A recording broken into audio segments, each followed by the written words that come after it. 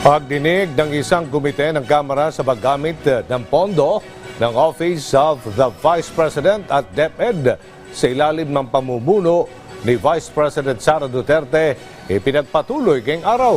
Duterte dumalo sa pagdinig. Ang mga huling kaganapan doon, alamin sa sentro ng balita ni Mela Lesmoras. Mela. Joe, kasi simula pa lang ng pagdinig, mainit na ang diskusyon dito sa House Committee on Good Government and Public Accountability. Yan ay patungkol pa rin sa issue ng umano'y maling paggamit ng pondo ng Office of the Vice President maging ng Department of Education. Nang ito ay namumunuan pa ni Vice President Sara Duterte. Pas sa alas 10 ng umaga kanina ng umarangkada, itong ikapitong pagdinig, Good Government Panel sa pangunguna ni Chairman Joshua. Sa simula ng talakayan, unang binusising ng mga kongresista ang nangyayari sa Kamara nitong weekend dahil sana sa paglilipat ng detensyon kay Yusek Zulaika Lopez, Chief of Staff ng Vice Presidente. Dito nanindigan ng pamunuan ng Kamara na nagpairal sila ng due process taliwas sa akusasyon ng kampo ng OVP.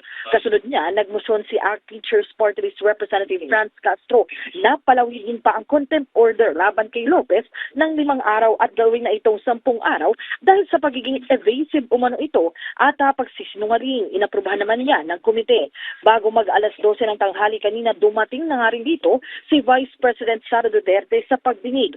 Mainit ang kanilang diskusyon ukol sa mga patakaran at kautusan ng komite. Pero sa mga puntong ito, dahil humarap na rin ang iba pang opisyal ng OVP na paulit-ulit ng pinapatawag ng mga kongresista na katuon na ang pansin ng mga mambabatas sa pagtalakay ukol sa confidential funds ng OVP at DepEd. At yan muna ang latest, Aljo.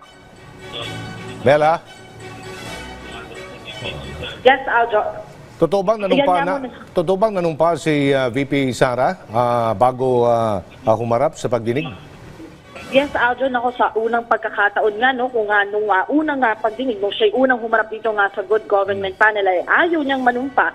At kaninang nasaksihan natin dito sa Kamara na siya ay tumayo at nanumpa ng magsasabi ng katotohanan dahil kanina, Aljo, no, hindi siya pinapayagang makakapagsalita ng komite hanggang hindi nga siya nagtitake ng oath at kaya siya nakapagsalita na kanina ay dahil sa wakas ay nanumpa na siya na siya ay magsasabi ng katotohanan, Aljo. Alright, maraming salamat, Mela Lesmoras.